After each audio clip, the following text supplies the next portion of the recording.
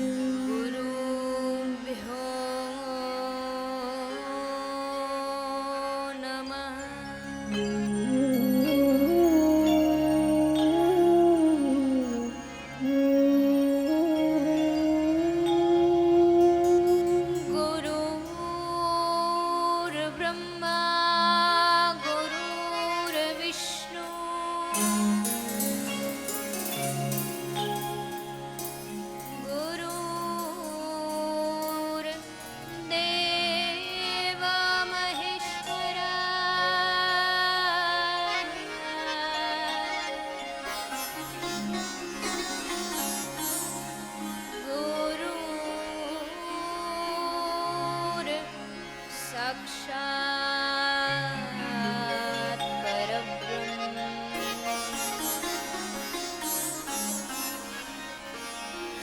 तस्मै श्री गुरुवे नमः।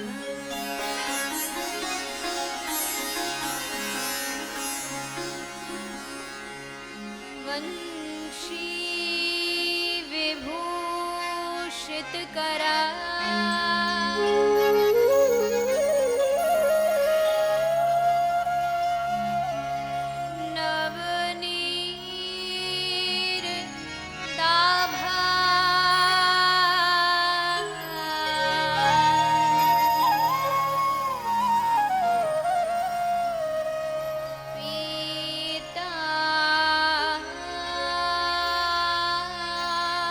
पीताम्बरा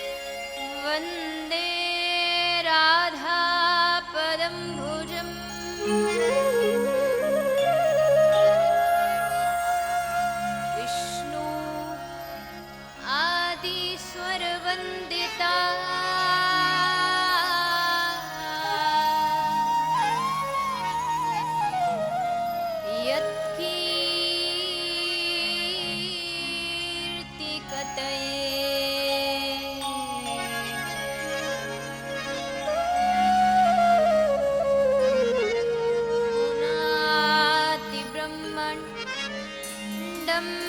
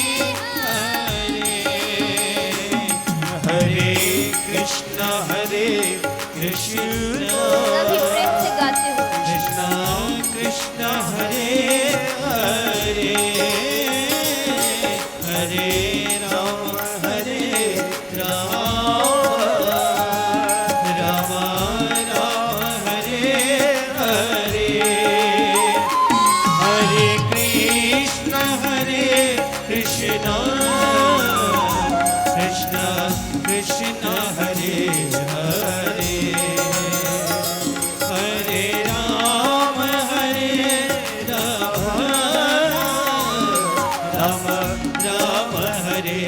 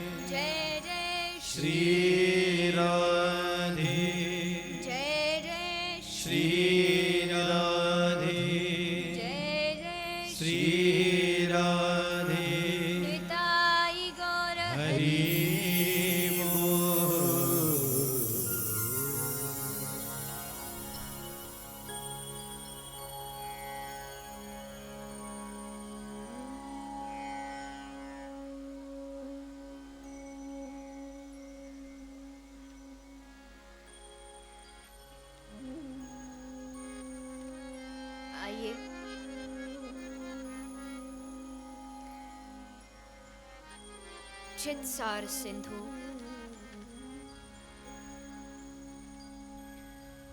सर्वस्व भगवान श्री राधा गोविंद के चरण कमल का ध्यान करते हुए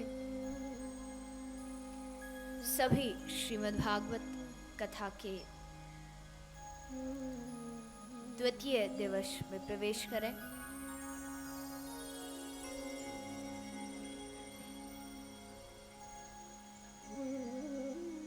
कल आप सभी ने भागवत के महात्म्य को श्रवण किया। महात्म्य यानी श्रीमद् भागवत कथा, जिसको आप हम सब यहाँ सुनने के लिए पधारे हैं।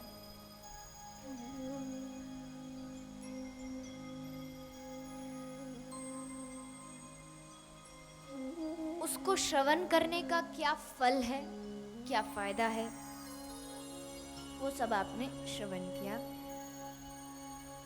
अश्वमेघ सहस्त्राणि वाजपेयस्तानि च।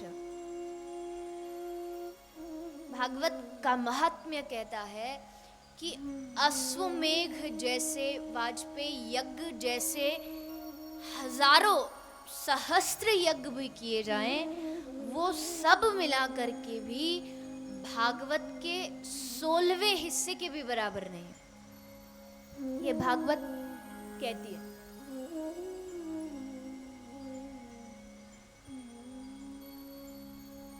तो वो भागवत श्रवण करने की विधि भी कल संक्षेप में बताएगी।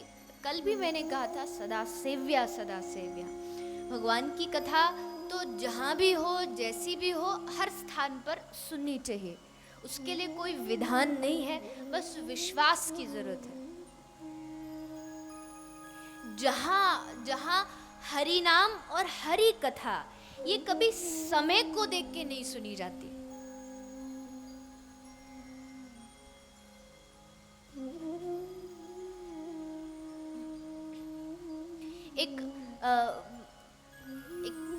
एक छोटी सी बच्ची आई थी कथा में, पिछली जो कथा हुई थी फिरोजाबाद से। तो उसने एक प्रश्न किया कि मैं जब कहीं भी जाती हूँ, मैं भगवान नाम लेती हूँ, महामंत्र जाप करती हूँ, मैं वॉशरूम जाती हूँ, वहाँ भी भगवान नाम लेती हूँ, किसी भी अवस्था में। लेकिन किसी ने मुझसे कहा कि जब ऐसी अवस्था हो, आप कहीं जाएं, तो उस समय भगवान नाम नहीं लेना चाहिए। भगवान नाम शुद्ध है। आप शौच इत्यादि के लिए जाते हो तो भगवान नाम अशुद्ध हो जाएगा, तो इसलिए मैंने नाम लेना बंद कर दिया। सबसे पहली बात तो मुझे खुशी हुई कि देखो इतने छोटे छोटे बच्चे वो भगवान नाम में इतना लग रहे हैं, कम से कम। दूसरी बात, भगवान का नाम तो इतना शुद्ध है कि आप उसे किसी अपवित्र स्थान पर भी लोगे तो वो अपवित्र चीज को भी पवित्र कर देगा। इतनी ताकत भगवान नाम में है, हरि नाम में है।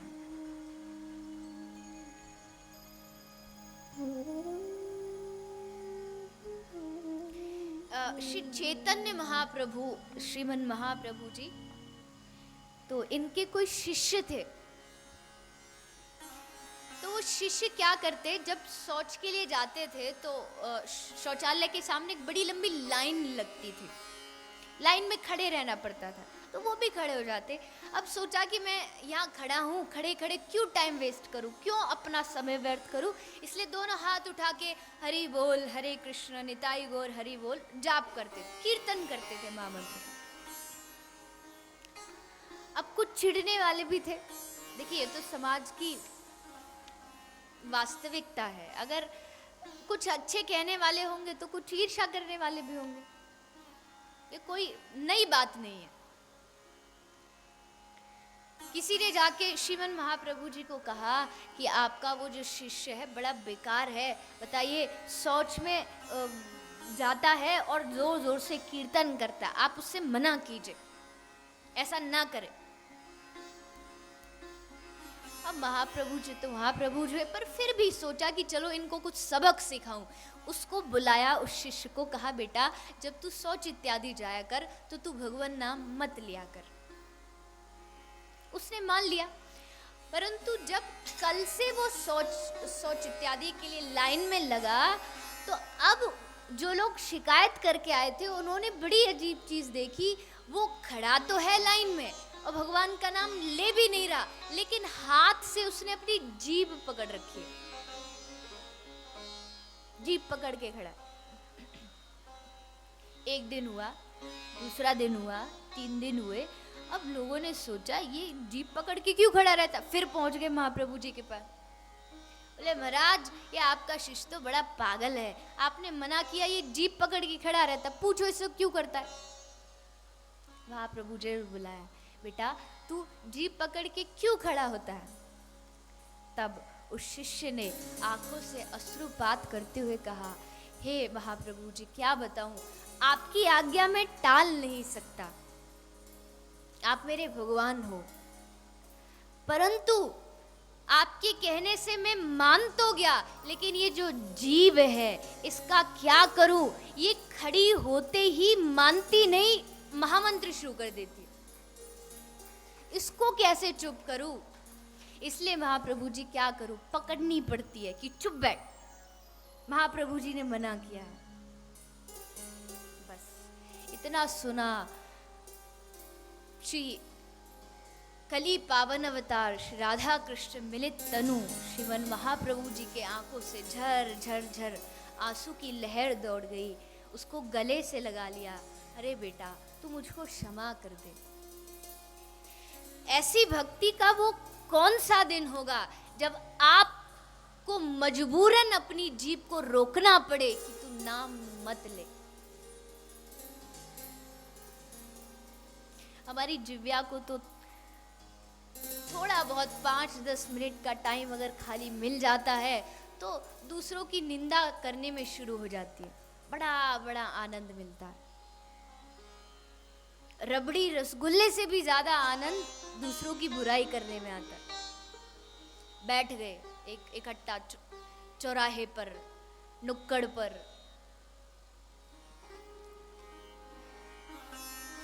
शुरू हो गए नेताओं की बुराई, धार्मिक लोगों की बुराई, पड़ोसियों की बुराई, किसी को नहीं छोड़ते। अच्छा एक बात बताइए, आप कहेंगे हम निंदा नहीं करते, लेकिन हम बैठे रहते तो सुनना पड़ता है, ठीक है। आपके घर में, आपके घर के सामने से कोई झाड़ू लगा करके आपके घर के अंदर कचरा फेंके, आप उसको रोकोगे कि नहीं रोकोगे? हाँ या नहीं? पक्का रोकोगे। ठीक है, आप गंदगी खुद नहीं डाल रहे, परंतु फिर भी जो दूसरा डाल रहा है कचरा आपके घर में, आप उसको रोकोगे कि नहीं भैया मेरा घर स्वच्छ है, इसको गंदा मत कर। तो जब कहीं निंदा होती है तब कान लगा करके आप बड़े आनंद ले करके जब दूसरों की बुराइयां सुनते हो, वो आदमी कानों के द्वारा आपके हृदय में गंदगी भरता है, तब आप उसको क्यों नहीं रोकते कि नहीं भाई मुझे नहीं सुननी। हाँ तो बड़े मौज ले लेके, अच्छा चंपा तू 5 मिनट पहले कुछ कह रही थी, मैं झाड़ू लगा रही थी, मुझे सुना नहीं, अब दोबारा बता। उस टाइम तो मैं बिजी थी, तो अब काम निपटा के आई हूँ, अब बता। कोई चंपा बैठी हो तो बुरा मत मानना, ये तो बढ़िया बात है, व्यासपीठ से आपका नाम लिया जा रहा है फ्री में। कोई भी हो, कोई भी नाम हो सकता है।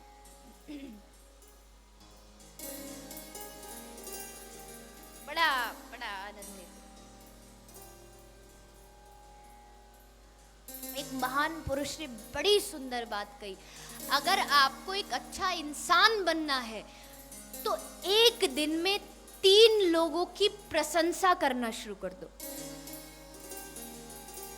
3 लोगों की बड़ाई करो, कोई भी 3 लोग, राह चलता हो, कोई जान पहचान वाला हो, फिर देखिए कैसे अपने आप आपका स्वभाव अच्छा बनता जाता है। हम खुश क्यों नहीं हैं? इसलिए खुश नहीं है क्योंकि हम सुख पाने के लिए मकान बदलते। छोटा घर है शायद इसलिए हम सुखी नहीं है, चलो बड़ा बना लो शायद तब सुखी हो जाए। मकान बदलते हैं सुखी होने के लिए, गाड़ियां बदलते हैं, बड़ी बड़ी लाते हैं सुखी होने के लिए, वस्त्र बदलते हैं सुखी होने के लिए। संबंध बदलते हैं सुखी होने के लिए, फिर भी सुखी नहीं हो पाते। क्यों? क्योंकि हम अपना स्वभाव नहीं बदलते,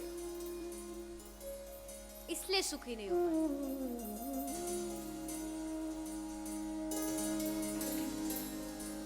कल भी मैंने कहा था, किसी बुरे को बुरा मत कहो बस। लाओ त्सु जो एक बहुत बड़े दार्शनिक हुए, उनका एक बड़ा ये प्रसिद्ध वाक्य है कि जो गुनहगार को गुनहगार कहेगा वो आध्यात्मिक आदमी नहीं। सोचे, अच्छा बनाने की कोशिश कीजिए पर बुराइयां मत कीजिए। तो प्रार्थना कीजिए हमारा भी वो दिन आए जब हमारी जिह्वा से भगवान नाम निकले।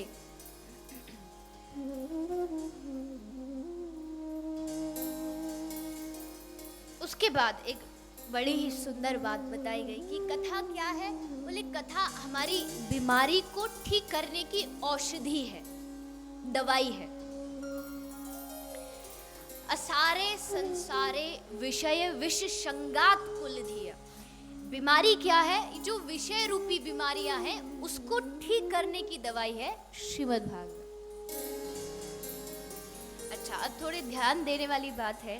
आप किसी डॉक्टर के पास जाओ, वो आपको दवाई लिख के दे, प्रिस्क्रिप्शन वो लिखता है तो बताता है एक गोली सुबह लो, एक गोली शाम को लो। कोर्स होता है कि 3 दिन तक खानी है, 7 दिन तक खानी है, महीने तक खानी है। भागवत कितने दिन का कोर्स है? कितने दिन का है? 7 दिन का। भागवत कहती है क्षणार्धम क्षेमार्धम। भागवत को 7 दिन की जरूरत नहीं। बोले कितना? क्षणार्धम। एक क्षण ही भागवत का सबसे बड़ा कोर्स है। एक क्षण, एक क्षण में ये जिंदगी बदल देती है। अच्छा भैया, ये दवाई का करना क्या है? बोले पिबत सुख गाथा तुल सुधा। इस औषधि को पीना है। बीमारी कितने दिन में ठीक होगी आपके ऊपर निर्भर है। क्षण में भी हो सकती है, 7 दिन में भी, 7 महीने में भी, और शायद 7 जन्म में भी ना हो।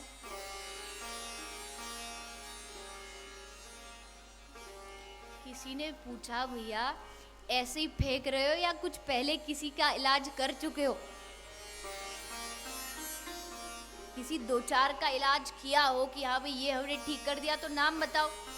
कोई उदाहरण है आपके पास? बोले बिल्कुल है। परीक्षित साक्षीयत।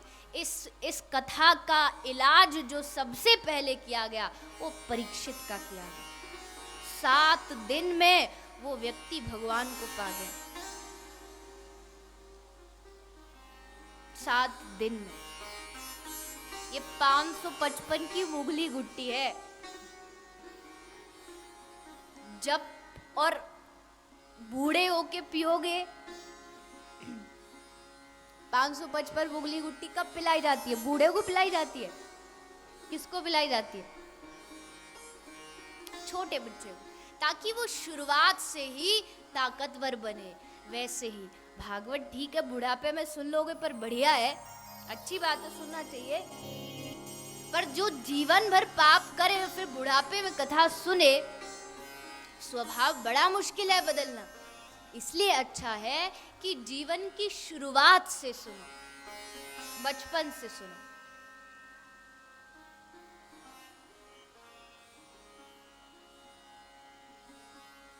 आपसे ज्यादा इस भागवत की आपके बच्चों को जरूरत है।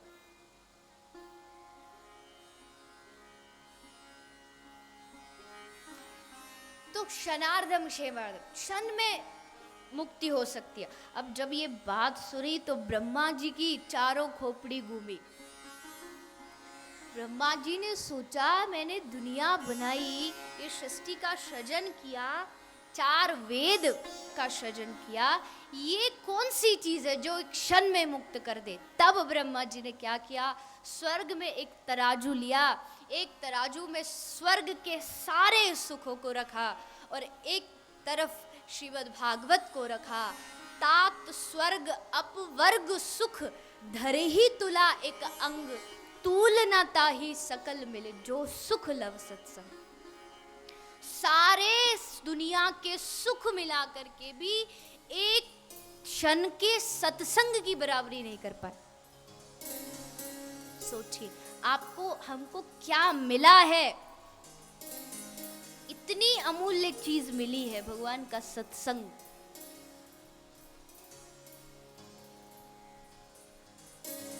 देवता भी जिसके लिए तरसते, देवता भी कहीं कहीं जहां जगह मिल जाए आकर के चुपचाप बैठ जाते कथा सुनने के लिए।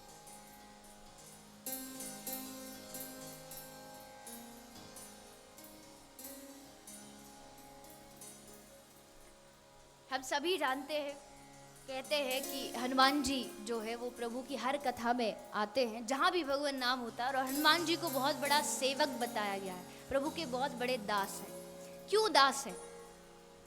झाड़ू पोछा नहीं लगाते, किस लिए महान है?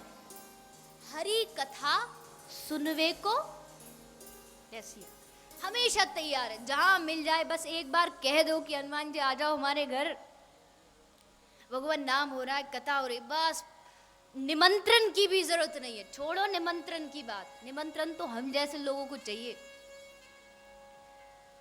जब तक कार्ड नहीं आए तो हम क्यों जाए कथा में? बहुत होता है, पहले कार्ड चाहिए, अच्छी व्यवस्था चाहिए हमारे लिए, तब जाएंगे। एक वो हनुमान है जो जहां ये एक वर्णन आता है, कथा आती है कि जहां श्रोता अपनी चप्पलें उतारते हैं। एक बार गोस्वामी जी ने एक कोई भूत था, उसको जल देते थे अनजाने में, तो उसने कहा कि भैया मांग क्या चाहिए? उसने कहा हनुमान जी से मिला दो। तब उसने कहा भैया जा, तेरे नगर में जो कथा हो रही है उस कथा पंडाल के बाहर जहां जूता चप्पल स्टैंड है, उस चप्पलों के बीच में एक कोढ़ी बैठा होगा, वही उस राम का दास हनुमान है। वहां बैठ के कथा सुनते हैं। मैं नहीं कहती कि आप भी वहीं बैठ के सुनो, आपको जहां अच्छा लगे वहां सुनो, पर सुनो जरूर। तो अब भागवत का पहला स्कंद आता है। पहले स्कंद का सबसे प्रथम श्लोक है, यहीं से श्री व्यास जी ने भागवत को लिखना प्रारंभ किया। तो श्री व्यास जी वर्णन करते हैं, जन्माद्यस्य यतोऽन्वयादितरत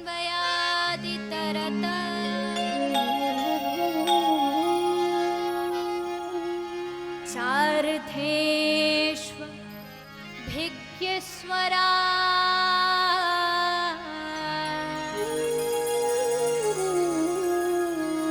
तेने ब्रह्महृदयायादिकवये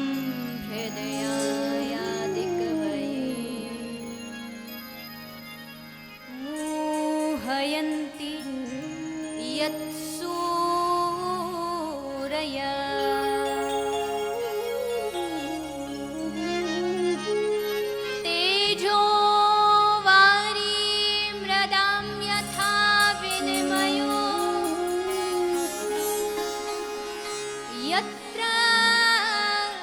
सर्गो मृषा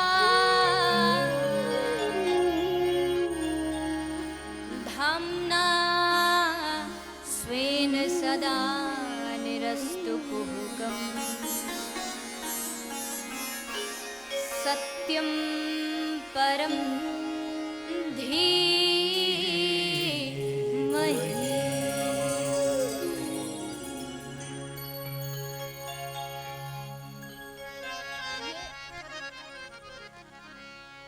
भागवत का व्यास जी का मंगलाचरण है।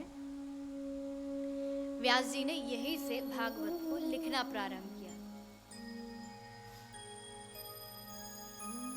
बड़ा सुंदर मंगलाचरण है। देखिए बहुत सारे वेद है, बहुत सारे शास्त्र है जिनका अलग अलग मंगलाचरण है, लेकिन भागवत का कुछ अलग है।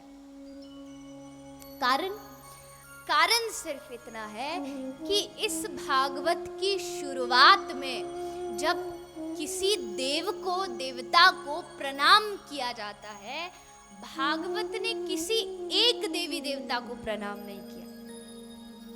क्या कहा? सत्यम परम धीमहि।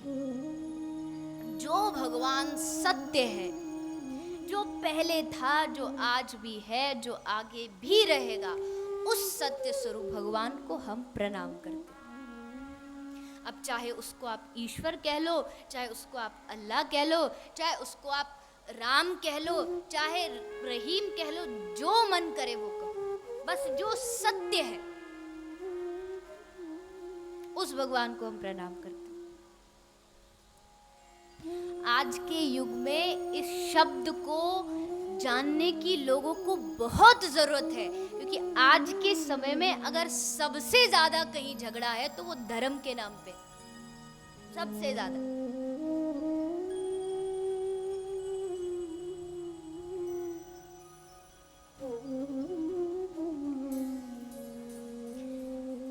एक दूसरे से प्रतिस्पर्धा, एक दूसरे का कंपटीशन, किसका मंदिर बड़ा, किसकी कथा बड़ी, बस इसी में उलझे पड़े। मंदिर की लड़ाई, धर्म की लड़ाई।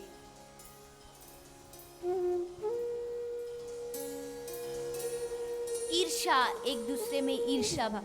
अगर आदमी को कुछ नीचे गिराता है तो वो ईर्ष्या होती है।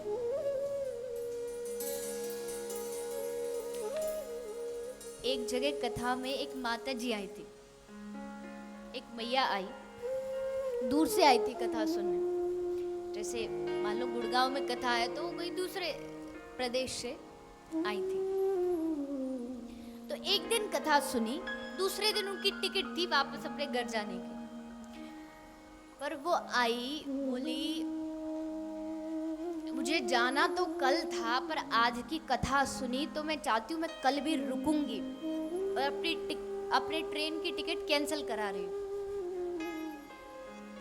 अब कोई ये बात सुने तो बड़ी खुशी होती है कि चलो भैया एक दिन की कथा के लिए आई और कथा में रस आया तो चलो दूसरे दिन भी सुनने लगी, कितनी बढ़िया बात है। अच्छा बताइए, आपको कथा में अच्छा लगा? बोले कथा में अच्छा तो लगा ही लगा, वो तो ठीक है ही है, आप भी ठीक ही ठाक बोल ही लेती हो। पर एक बात जिसके लिए मैं यहाँ रुकी हूँ, आज जब मैं आरती कर रही थी तो एक महिला ने मेरे पास में खड़े होके मुझे कोहनी मारी। अब जब तक कल उसको आरती में कोहनी ना मार दूं तब तक यहाँ से जाऊंगी नहीं। धन्य हो भैया, ऐसी कोहनी मारते रहो, हमारी ऑडियंस भी बढ़ती रहेगी, जाएगी नहीं कथा से।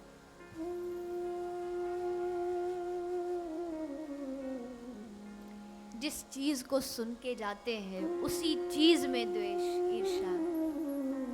गीता कहती है, गीता के 5वें अध्याय में लिखा है, गेयः स नित्य सन्यासी यो न द्वेष्टि न कांक्षति। जो व्यक्ति किसी में द्वेष भाव नहीं रखता, जो व्यक्ति सुख दुख से ऊपर उठ जाता है, वही सबसे बड़ा सन्यासी है, ये गीता कहती है। और हमारी ईर्ष्या देखो,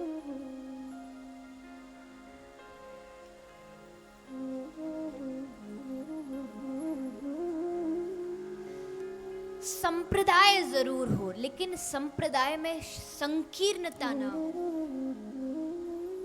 आज कितनी खुशी की बात है। देखिए मुझे कथा ठीक है बहुत स्थान पर होती है और बड़े अच्छे अच्छे लोग कराते हैं, बड़े भाव से कराते हैं, लेकिन इस कथा में जो सबसे बढ़िया बात है, इस कथा में जो सबसे आगे बढ़ चढ़ के जिन्होंने भाग लिया वो हमारे गुरुचरण मलिक जी। कौन कहता है कि भगवान में भेद होता है? सिख होकर के इतनी सुंदर भागवत कराना ये कौन सी कम बड़ी बात है? और ये तो भागवत करा ही रहे, बाकी वो जितना मैंने जाना है कि वो हर धार्मिक काम में आगे आते, चाहे वो हिंदू का हो, चाहे मुस्लिम का हो, चाहे किसी का भी, कोई फर्क नहीं पड़ता। काश हम सबके अंदर भी यही आ जाए। बाहर से गले मिल लेते हैं बट अंदर से, किसी ने सच ही कहा है कि फासले सदियों के एक लम्हे में गुजर जाते अगर दिल मिला लेते सिर्फ हाथ मिलाने वाले। काश सबके दिल मिल जाए, कोई भेदभाव ना हो। हाँ, जरूर आपका अपना एक इष्ट हो, उसके लिए कोई मनाही नहीं है, परंतु सब भगवान का, सब संतों का सम्मान करना हर एक इंसान का कर्तव्य है। धर्म तोड़ता नहीं है, धर्म जोड़ता है। जो जोड़े वही धर्म है, जो तोड़े वो धर्म हो ही नहीं सकता, कुछ और होगा।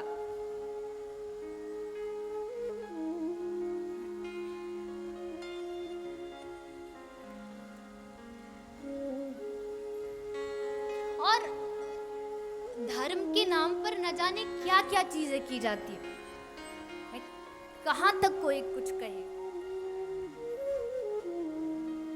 अंधविश्वासों को लोग धर्म का नाम दे देते हैं। किसी ने मुझसे पूछा था कि आप सगुन अपसगुन इसमें विश्वास करते हो या नहीं करते। मेरा सगुन और अपसगुन व्यक्तिगत रूप में मेरी कोई रुचि नहीं है। व्यक्तिगत रूप में आप सबकी कुछ की होगी तो जरूर उसका सम्मान है, पर व्यक्तिगत रूप में नहीं है। क्यों? क्योंकि हमको भगवान ने मनुष्य जन्म दिया, इससे बड़ा सगुन और दूसरा क्या हो सकता है। इस कथा में बैठे हैं, कथा कर रहे हैं, इससे बड़ा सगुन और क्या होगा।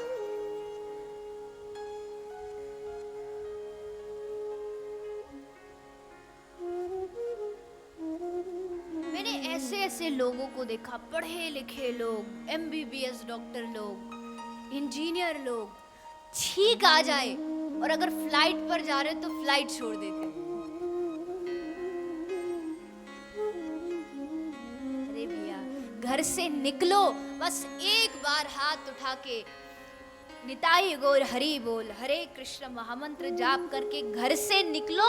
उसके बाद आगे की इज्जत की जिम्मेदारी उसकी है, वो रखेगा तुम्हारी इज्जत।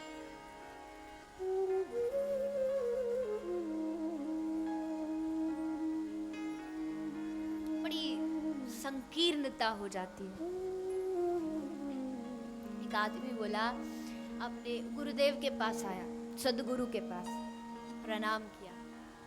बेटा, कहा गुरुदेव मैं आज एक अच्छे काम के लिए जा रहा हूँ, मेरी जॉब का इंटरव्यू, आप बस आशीर्वाद दे दो कि मेरा सब ठीक ठाक हो जाए और बढ़िया सी नौकरी लग जाए, 10-15 हजार रुपए मिल जाए, हाथ रख दो। गुरुदेव ने बड़े प्रेम से हाथ रख दिया। चल बेटा, तेरी इच्छा पूरी हो, भगवान तेरी इच्छा पूरी करे। वो चला, परंतु जैसे वो चला, गुरुदेव के आश्रम से 10 कदम आगे निकला था कि एक बिल्ली आ गई। बिल्ली आई और उसने रास्ता काटा। जैसे रास्ता काटा, तुरंत घर वापस चला गया।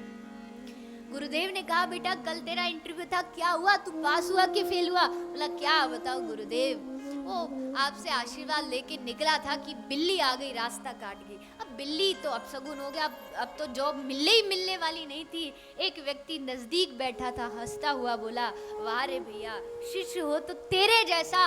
अरे जिस सदगुरु के लिए लोग जान दे देते हैं,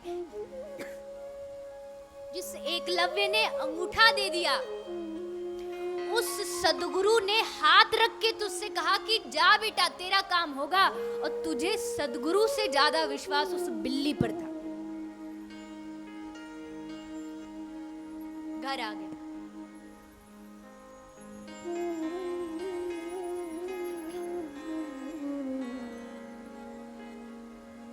तो इसीलिए धर्म को, जो धर्म है वही रहने दे, उल्टी सीधी चीजों को धर्म का नाम ना दे।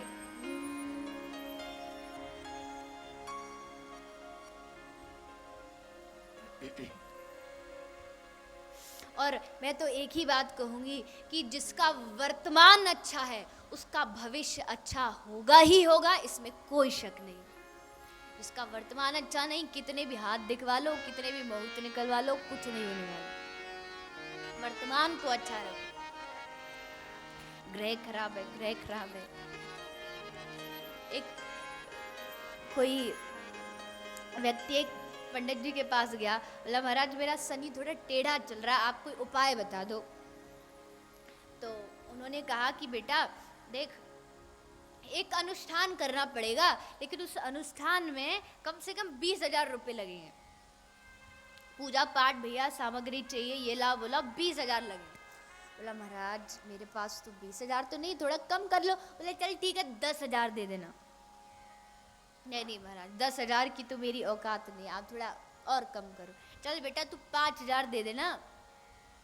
अरे महाराज महंगाई का जमाना, काय के 5,000, वैसे ही दिन टेढ़े चल रहे हैं और आप 5,000 ले लो कम। चल बेटा 1,000 दे देना। अरे महाराज कुछ तो रहम करो, थोड़ा तो कम करो। महाराज ने 1,000 किया, 500 किया, तब भी यही बोला, 100 किया, तब भी यही बोला। महाराज बोले 50 तो दे दे। बोले महाराज मेरे पास तो 50 भी नहीं है। पंडित बोला तो फिर तू अपने घर जा, अब शनि भी तेरा क्या उखाड़ सकता है। अब 50 भी नहीं तो शनि भी तेरे पास आके क्या माथा फोड़ेगा। अपने घर बैठ, जिसके पास कुछ हो शनि उसके पास से तो लेके जाए, है ही नहीं तो लेके क्या जाएगा। तू घर आराम से बैठ।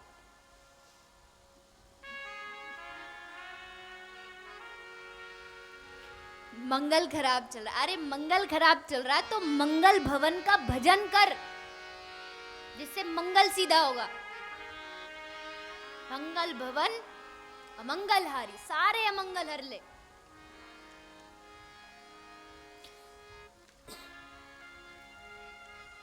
तो भैया धर्म के नाम पर ये झगड़ा नहीं होना चाहिए। जहां धर्म के नाम पर झगड़ा हो वहां इंसान तो छोड़िए भगवान कभी नहीं रुकते। उस स्थान को भगवान उस स्थान से कोसों दूर रहते जहां धर्म के नाम पर झगड़ा हो।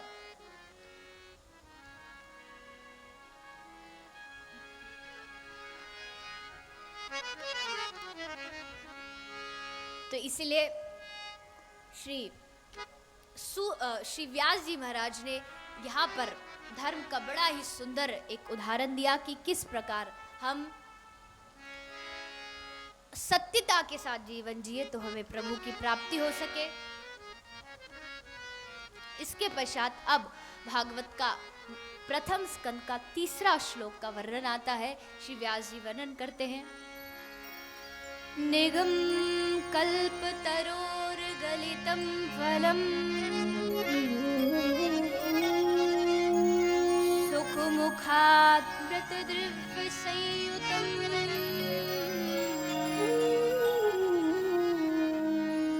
पिबत भागवतं रसमालयम्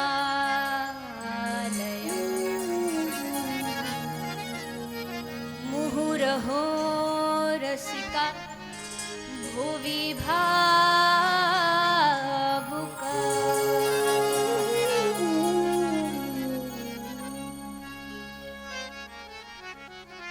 बड़ा सुंदर वर्णन किया। भागवत क्या है? बोले भागवत एक रस है, रस से भरा हुआ फल है। संसारिक वस्तुएं पीने के बाद भी प्यास बनी रहती है, लेकिन श्रीमद् भागवत कथा हमारी प्यास को बुझा करके भगवान नाम की रस को हमें दिलाती है। और अगर भगवान नाम का रस चाहिए तो सबसे जरूरी है, क्योंकि ब्रज में कहा जाता है रस का जो डिपार्टमेंट है वो भगवान कृष्ण का है, लेकिन भाव का जो डिपार्टमेंट है वो स्वयं हमारी श्री राधा रानी का। तो अगर रस चाहिए, अगर कृष्ण चाहिए, तो जब तक राधा रानी, अब लोग कहते हैं कि भागवत में राधा नाम नहीं है। कौन कहता है राधा नाम नहीं है?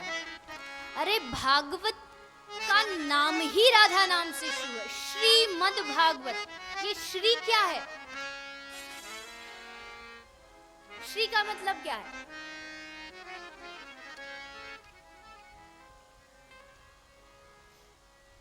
श्री का मतलब ही राधा रानी है। कुछ लोग श्री का मतलब लक्ष्मी बताते हैं, लेकिन जब हम हमारे विद्वान लोग जब गाते हैं श्रीशते पते लक्ष्मी पत्न्या, तो लक्ष्मी नाम भी आया, श्री भी आया। क्यों?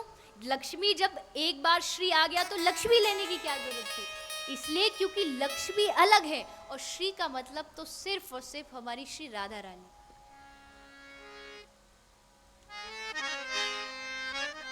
भागवत कथा अगर कहीं से शुरुआत होती है तो कहाँ से होती है? गौड़िया कहते हैं कि जब राधा रानी वृंदावन की गलियों में, वृंदावन की निकंजों में, यमुना के किनारे पर कृष्ण मिलन की उत्कंठा को लेकर के जब श्री प्रिया जी घूमती है आंखों से अश्रुपात करती हुई, तब सामने अचानक सखी अगर उपस्थित हो जाए तो कृष्ण मिलन की तीव्र अकुलाहट जो राधा रानी के अंदर है उसको श्रीमद् भागवत के रूप में राधा रानी सखियों को देती हैं, सखियां उसको मंजरियों को देती हैं, मंजरी उस भगवत अमृत को भागवत के श्लोकों में डालती हैं और फिर ऐसे मंचों से उस कृष्ण प्रेम रस को आप हम सबके कानों के द्वारा हृदय में डाला जाता है।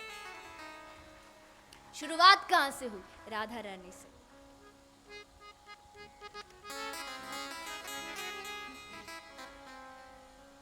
अभी थोड़ी देर पहले कथा की जब शुरुआत थी तब चर्चा चली थी कि उन्होंने अपनी जिव्या पकड़ी इसलिए कि उनको भगवान नाम लेने का एक चस्का चढ़ गया, रस चढ़ गया, वो छूटेगा नहीं। प्रार्थना करो हमें भी ऐसा रस चढ़े, ऐसा नशा चढ़े, एक भगवान नाम लेने का, राधा नाम लेने की एक आदत बन जाए। सोए तो भी सोते सोते भी मुख से हरि नाम निकले।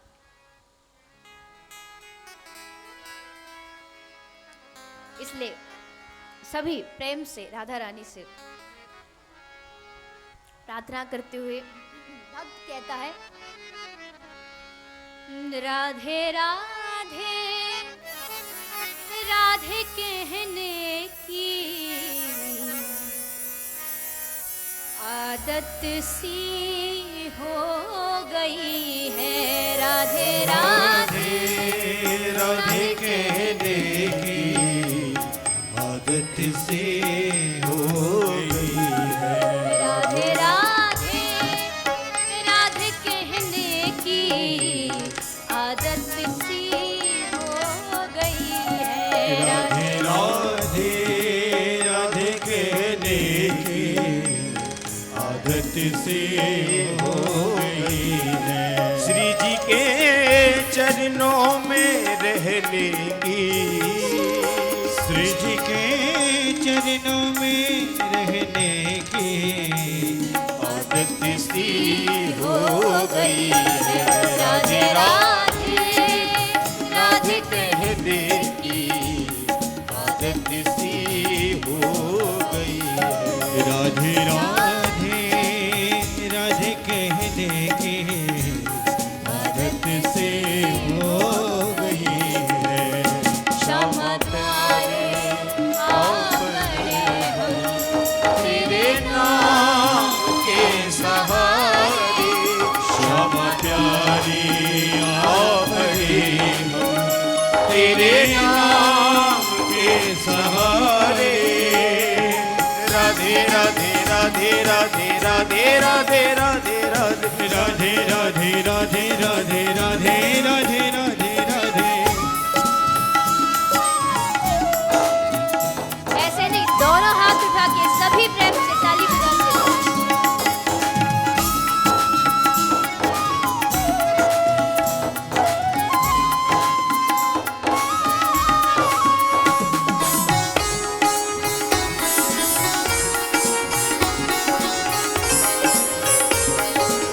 जय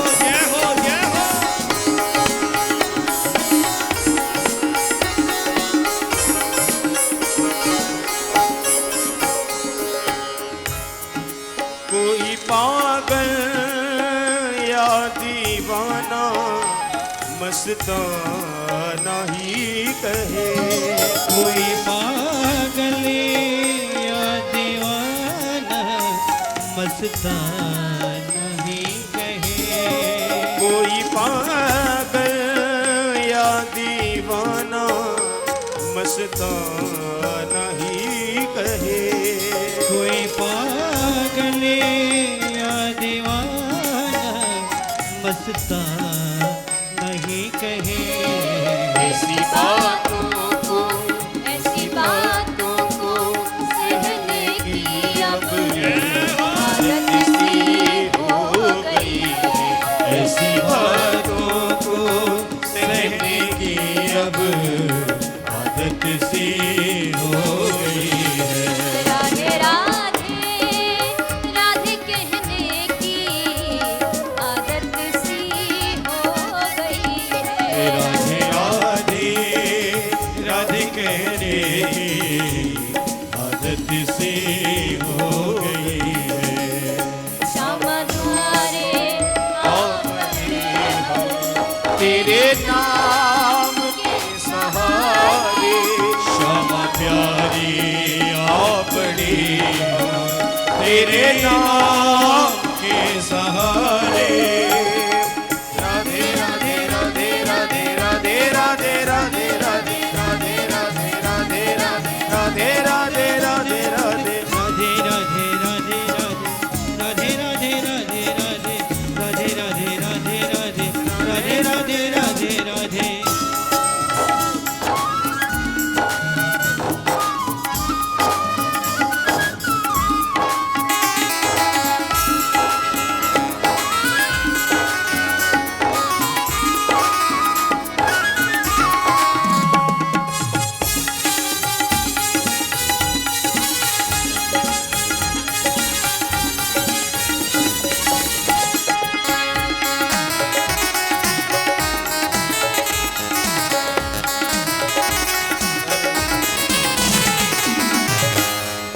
अब चाहे डुबा दो या बना दो कोई गम भी तो नहीं।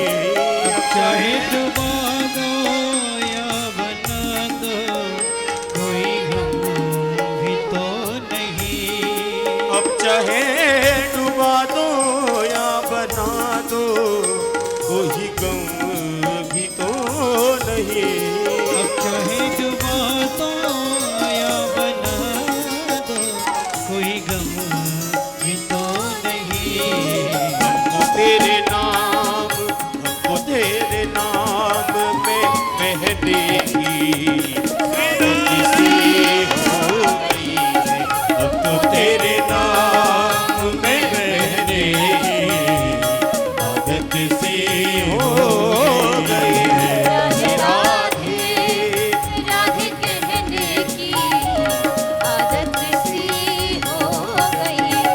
राधे राधे राधे कहने की आदत सी हो गई है।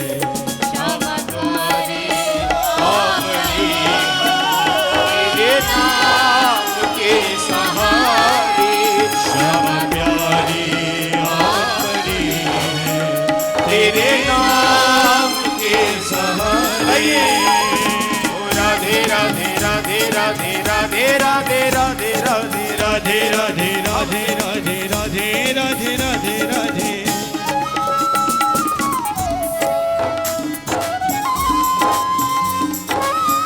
आपसे ताली सेवा करते हुए प्रेम से सभी का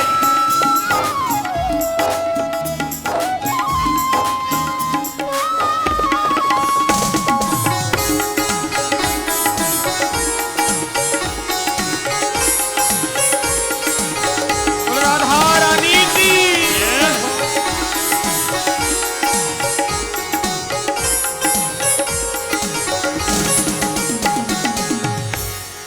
मेरी फरियाद पे ना तुमने कोई गौर ही किया। मेरी फरियाद पे न तुमने कोई गौर ही किया। मेरी फरियाद पे ना तुमने कोई गौर ही किया। मेरी फरियाद पे न तुमने कोई गौर ही किया। मीठी बातों को दोहराने की हो गई है। मीठी बातों को दोहराने की आदत सी हो गई है। राधे राधे राधे कहने की आदत सी हो गई है। राधे राधे राधे कहने की आदत सी हो गई राधे राधे कहने की आदत सी हो गई।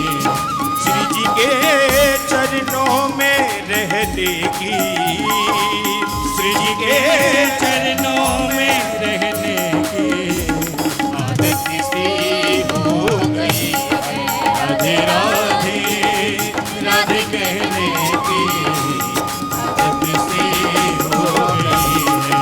राधे राधे कहने की आदत सी हो गई है। राधे राधे कहने की आदत सी हो गई है। राधे राधे कहने की श्यामा हे किशोरी हे मेरी श्यामा हो गई।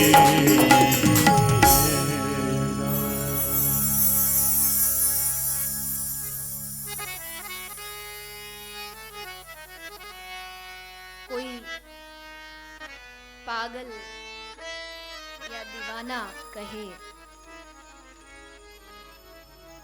कोई गम भी तो नहीं।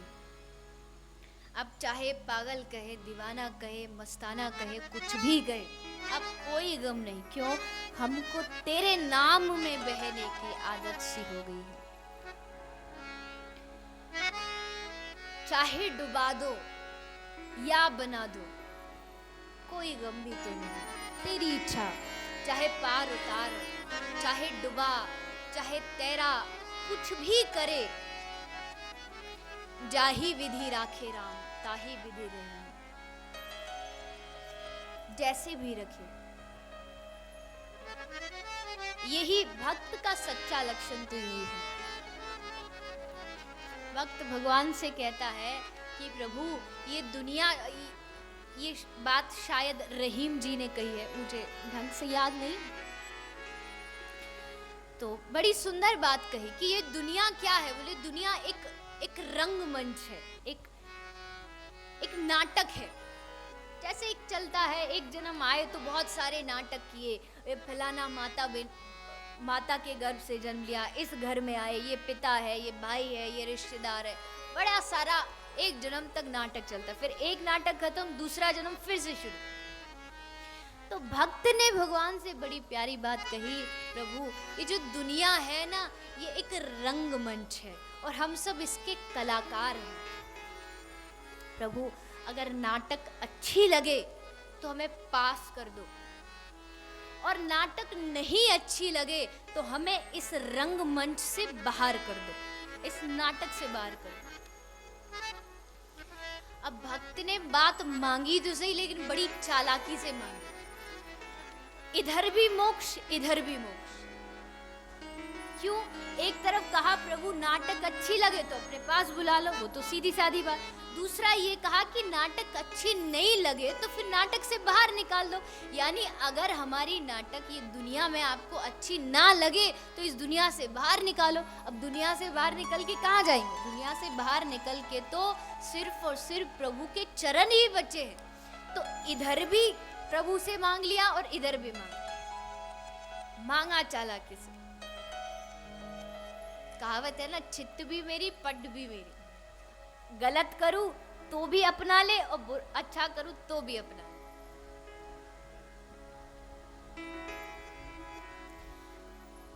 तो ये जो रस है, भगवान नाम का, ये जो कथा का जो आप सब यहाँ पीने बैठे हैं कान के द्वारा अपने हृदय तक,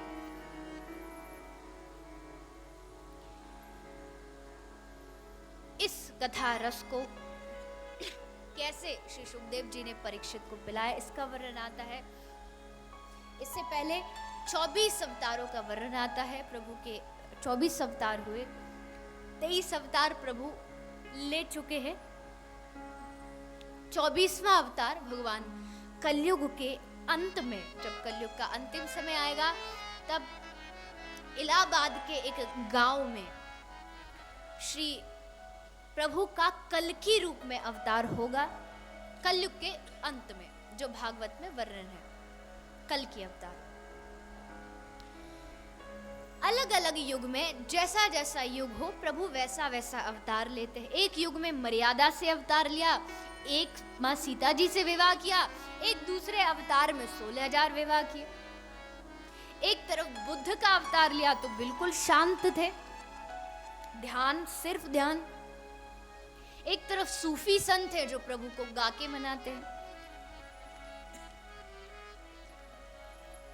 युगों की जैसी आवश्यकता होती। एक तरफ नानक, श्री नानक जी ने कहा कि अहिंसा को अपनाओ, लेकिन वहीं जब गुरु गोविंद सिंह जी को लगा कि समाज बदला है तो तलवार भी उठाई, युगों की आवश्यकता के अनुसार। परंतु ये जरूर है, लोग पूछते हैं भगवान ने 24 अवतार लिए, ठीक है 24 तो एक गिनती के हैं, कंफर्म है कि भैया हाँ ये अवतार थे, बाकी भगवान के अवतार को कौन गिन सकता है। जिस रूप में तुम देखो उस रूप में तुम्हें दिखेगा।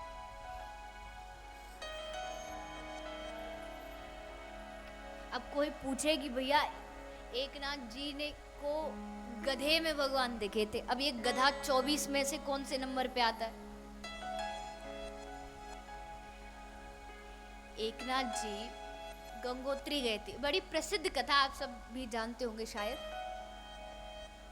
जल लेकर के आए, रामेश्वरम तक जाना था जल चढ़ाने के लिए, गंगा जल।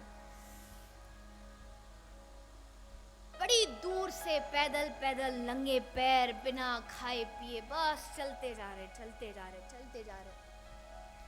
रामेश्वरम लगभग 6 कोस बाकी था बस। एक जंगल से जब एकनाथ जी निकले तो वहां एक गधा पड़ा था, तड़प रहा था, हाथ पैर चला रहा था। पूछा किसी से, भैया ये कौन है? कहा कि महाराज ये गधा कई दिनों से यहाँ प्यासा पड़ा है, इसको कहीं जल नहीं मिला। अच्छा, बस फिर क्या कहना था। वो जो गंगोत्री से जो महीनों पैदल चल के जिस गंगा जल को वो लाए कि अपने रामेश्वरम भगवान को पिलाऊंगा, जल चढ़ाऊंगा, उस जल को उस गधे के मुख में डाल दिया। उस व्यक्ति ने बड़े अचंभे में पड़ के कहा, महाराज आपने क्या किया? अरे अब रामेश्वरम को जाके क्या चढ़ाओगे जल में? एकनाथ जी ने कहा, भैया अगर आज इस गधे को मैं जल नहीं पिलाऊं और अगर रामेश्वरम में जाके प्रभु के ऊपर गंगा जल चढ़ाऊंगा भी तो वो रामेश्वरम मेरा गंगा जल कभी स्वीकार नहीं करेगा। बस कहना ही था कि उस गधे से स्वयं श्री रामेश्वरम भगवान प्रकट हो गए।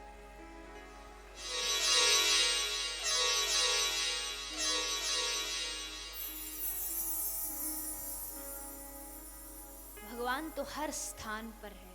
ये दुनिया कैसे चल रही है? लोग कहते हैं भगवान का सबूत दिखाओ, ये करो वो करो।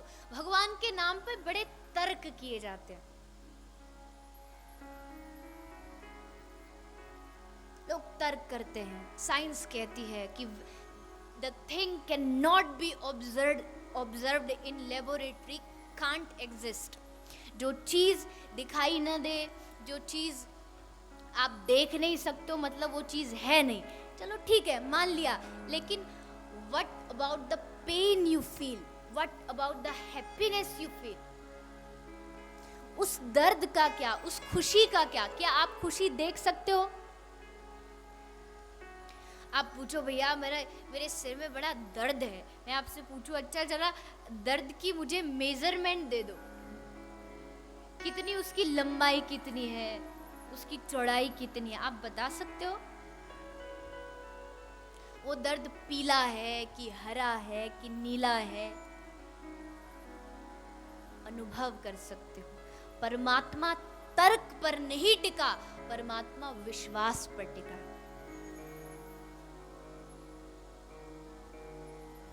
मेरे पास भी बहुत सारे लोग आते हैं तर्क करने, साबित करो भगवान का नाम। तर्क तुम करो, तर्क वो करे जिनको भगवान पर विश्वास नहीं है। मुझे भरोसा है कि मेरा भगवान है, आप जानो, आपका काम जानो। साबित वो करता है जिसको अपने सत्य पर थोड़ा बहुत संशय होता है। जिसको संशय नहीं वो क्यों साबित करे?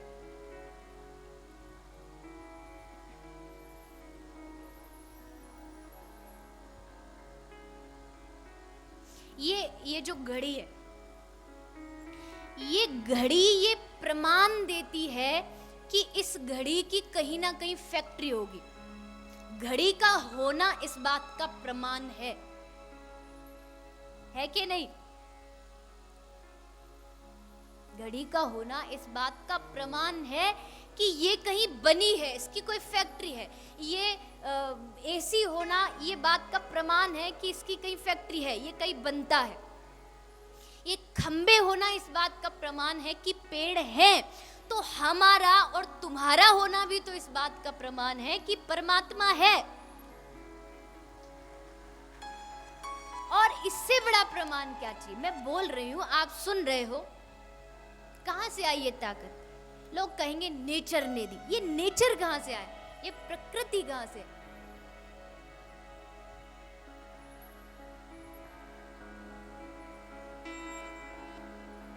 तो परमात्मा तो आप जहां देखो वहीं पर है।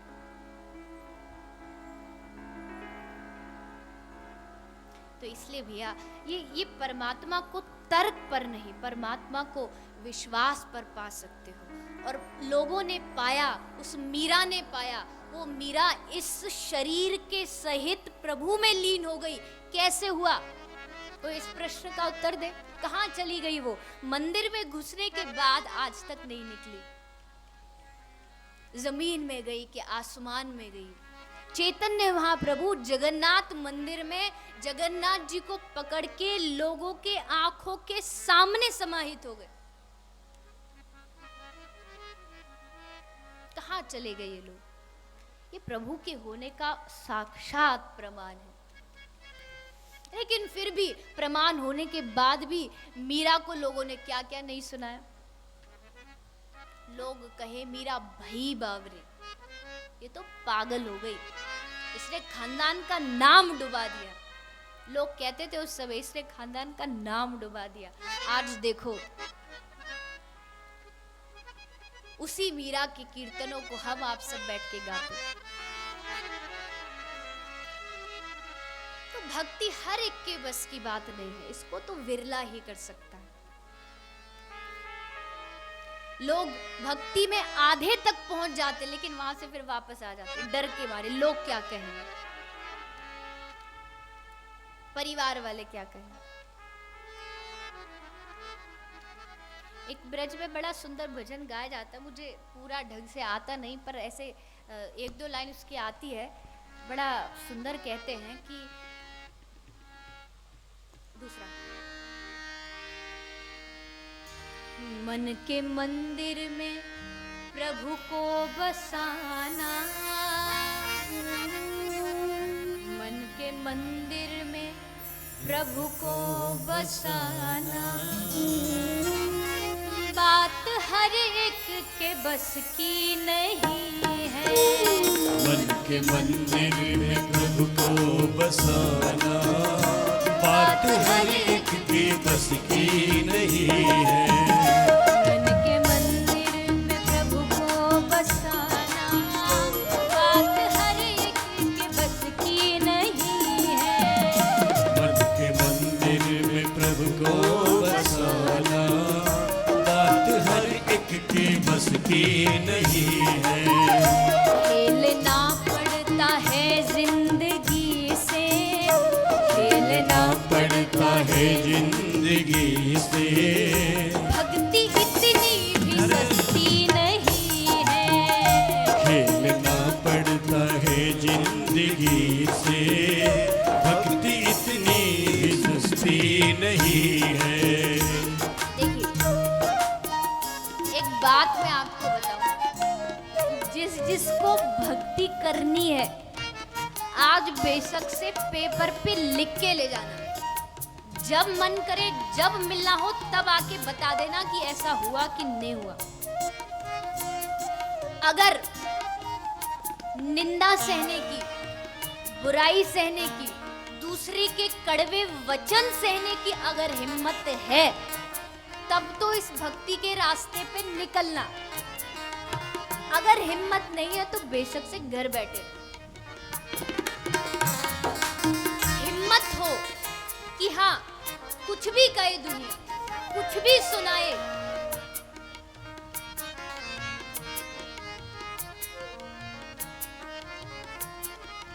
आपको संसार की एक सच्ची वास्तविकता बताऊं। आप जानते तो सभी हैं पर कभी कभी भूल जाते हैं। आप जब गली से निकलोगे आपका पड़ोसी आपको देखेगा। अगर आप आंख बंद करके भगवान का ध्यान, आंख खोल के भगवान का ध्यान करोगे तो कहेंगे अंतर्मुखी तो है ही नहीं। अगर आंख बंद करके करोगे तो कहेंगे देखो अपने आप को महावीर का अवतार समझ रहा है। अगर गली में नजरें ऊपर करके, सर ऊपर करके चलोगे तो कहेंगे देखो कितना अभिमानी। अगर सर नीचे करके चलोगे कि भैया कहीं कोई चींटी ना दब जाए तो कहेंगे अपने आप को बुद्ध का अवतार समझता है। अगर आंख फोड़ भी लोगे तब भी मालूम है क्या कहेंगे, जैसा कोई करेगा वैसा भरेगा। ये संसार की वास्तविकता। तुम्हें कुछ भी कर लो तुम्हें जीने नहीं देगी, तुम कितना भी अच्छा कर लो। अब आप कथा सुन रहे हो, मैं कह रही हूं इसमें कोई बुराई है? हाँ या नहीं? नहीं। हम गौ सेवा धाम हॉस्पिटल बना रहे हैं, गौओं की सहायता करना कोई बुराई है? नहीं। लेकिन अगर यहाँ 50 आदमी बैठे हैं तो उसमें से 49 आदमी कहेंगे कि वाह क्या बढ़िया काम है, लेकिन एक 50 में से जरूर निकलेगा जो कहेगा कि नहीं ये अच्छा काम है। इसलिए दुनिया, मैंने कल आपसे कहा था कि मैं कथा आपको प्रसन्न करने के लिए नहीं सुनाती। इसका मतलब ये नहीं कि आप लोग प्रसन्न हो तो मुझे कोई तकलीफ होगी कि आप क्यों खुश हो रहे हो। लेकिन मुझे मालूम है मैं कुछ भी करूं, कितना भी अच्छा करूं, कोई भी, मेरी बात छोड़ो, कोई भी कितना अच्छा करे लोग उसकी बुराई करेंगे ही करेंगे। तो हम उन लोगों को क्यों खुश करें जो पहले से खुद दुखी है। हम कथा करें, आप कथा सुनो अपने लिए, लोग क्या कहते कहने दो।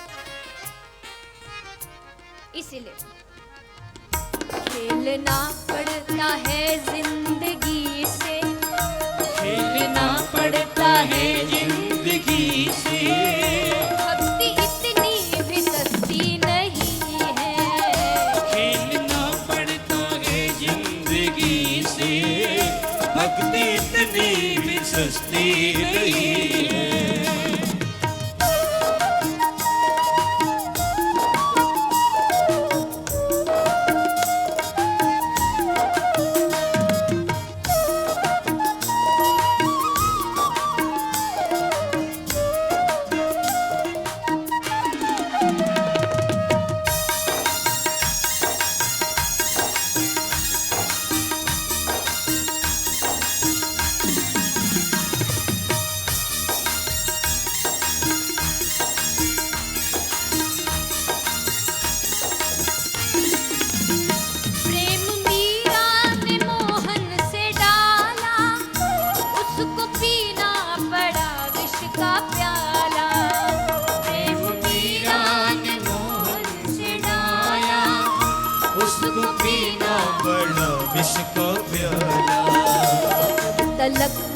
ममता है जिंदगी से, जब तलक ममता है जिंदगी से उसकी रहमत बरसती नहीं है।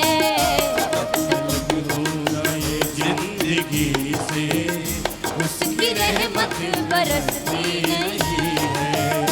मन में मंदिर में प्रभु को बसाना, मन के मंदिर में प्रभु को बसाना, बात हर एक के बस की नहीं है। मंदिर में प्रभु को बसाना, बात हर एक के बस की नहीं है।